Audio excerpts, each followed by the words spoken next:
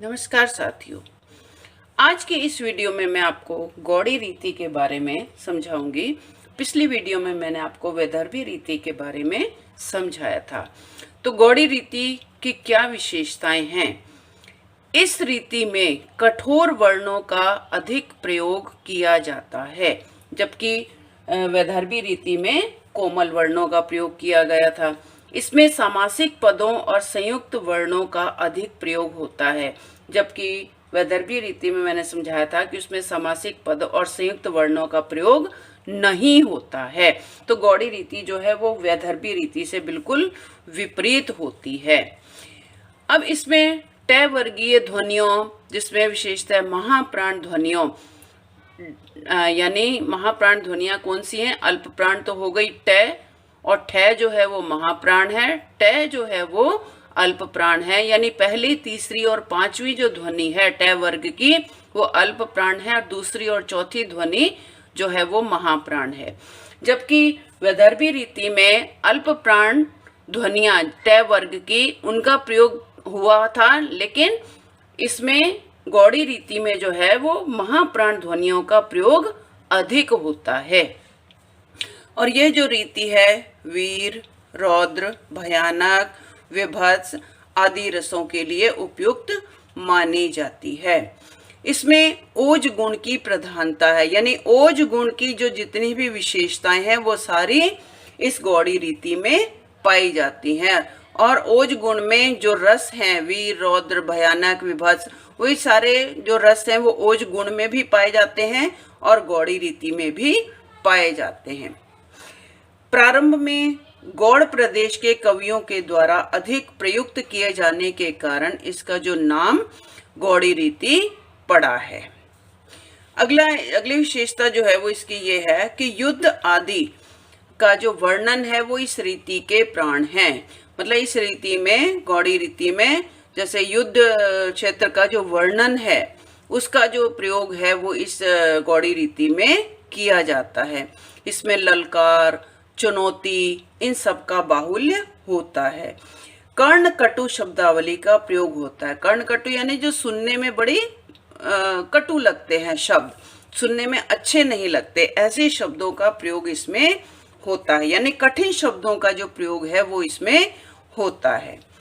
अब मैं उदाहरण लेती हूँ गौड़ी रीति का कि महावीर बरिबंड भये महिमंडल मंडन, निज भुजदंड उदंड चंड अरिमुंड विहंडन। अब इसमें देखो, इसमें सामासिक पदों का जो प्रयोग है, जैसे उदंड, उदंड यानी, और विहंडन, इनमें क्या है? सामासिक पदों का। और तीसरा और लेते हैं, जैसे महिमंडल, इनमें ये समास युक्त शब्द हैं, इनका प्रयोग इसमें हुआ है, जबकि वैदर्भी रीति में समास युक्त शब्दों का प्रयोग नहीं होता है। अब और इसके अलावा इसकी जो शब्दावली है वो कैसी है? कठोर शब्दावली है, जबकि वैदर्भी रीति की शब्दावली बड़ी कोमल शब्दावली है। ये पढ़ने में भी जो है वो शब्द जो है वो बड़े कठोर लग रहे हैं। ओज गुण की इसमें प्रधानता है। विभत्स रस का इसमें प्रयोग हुआ है, और जो विभत्स रस है वो कौन सी? उसमें ओज गुण में भी पाया जाता है और गौड़ी रीति में भी पाया जाता है। यानी ओज गुण वाले सारी विशेषताएं इस गौड़ी रीति में दिखाई दे रही हैं। अगला उदाहरण मैं लेती हूँ कि बोल रही जो जय जय मुंड रुंड प्रचंड, सिर बिनु धावही खप्पन ही खग अलुझी जो जही भटन दहावही। अब इसमें देखो, ये अलुझही, जो जही, जैसे बोल रही, जैसे ये संयुक्त अक्षर हैं, इन संयुक्त अक्षरों का इसमें प्रयोग हुआ है। और जबकि वैदर्भी रीति में ऐसे शब्दों का प्रयोग नहीं होता है, संयुक्त अक्षरों का प्रयोग नहीं होता है। इसमें जो कठोर वर्णों का प्रयोग, कठोर वर्ण कर्ण कटु शब्द जो सुनने में भी बड़े कड़वे लगते हैं, ऐसे शब्दों का इसमें, और क्लिष्ट शब्दावली जो पढ़ने में भी जो है बड़ी क्लिष्ट भाषा जो है उसका प्रयोग इसमें हुआ है। और इस पद में जैसे विभत्स और भयानक रस का प्रयोग भी हुआ है। और ट वर्गीय ध्वनियों का प्रयोग हुआ है इसमें, और युद्ध क्षेत्र का जो इसमें वर्णन किया गया है।